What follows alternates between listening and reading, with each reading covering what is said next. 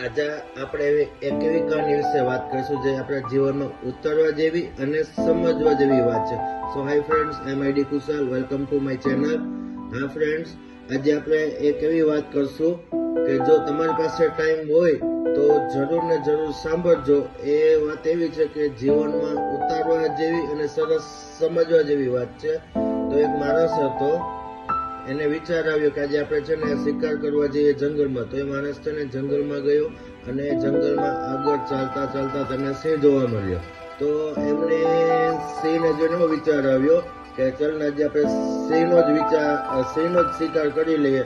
તો તેમને બંદૂકમાંથી ગોળી છોડી, પણ સિંહ બચી ગયો.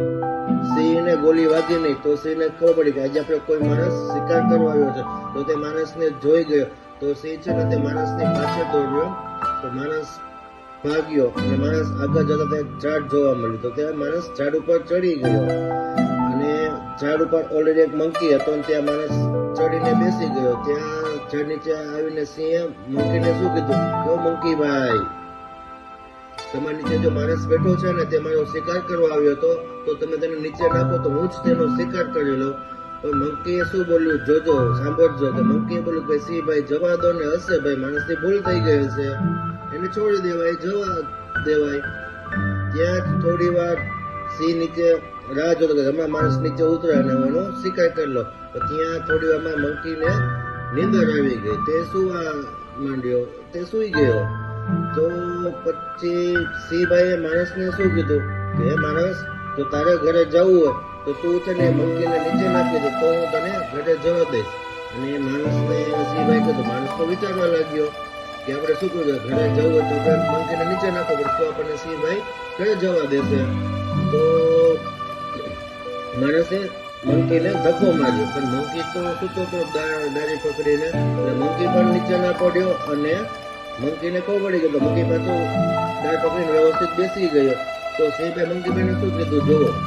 સિંહભાઈ મંકીભાઈને એવું કીધું, જોયું મંકી, આ માણસે તારો વિશ્વાસઘાત કર્યો, તને ફેંકવાની કોશિશ કરી, તને મારવાની કોશિશ કરી, તેનો વિશ્વાસ કર્યો પણ એને તારો વિશ્વાસ ના કર્યો.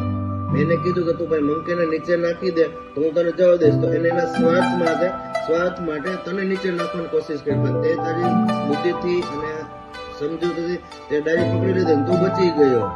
ત્યારે મંકી ફરીથી શું જવાબ આપે છે ભાઈ, કે વાનર ભાઈ બોલ્યા કે ભાઈ જવા દો ને, એ તો માણસ છે, આપણને જેવું થોડુંક થવાય, આપણને જેવું થોડુંક કામ કરાય, જવા દેવાય.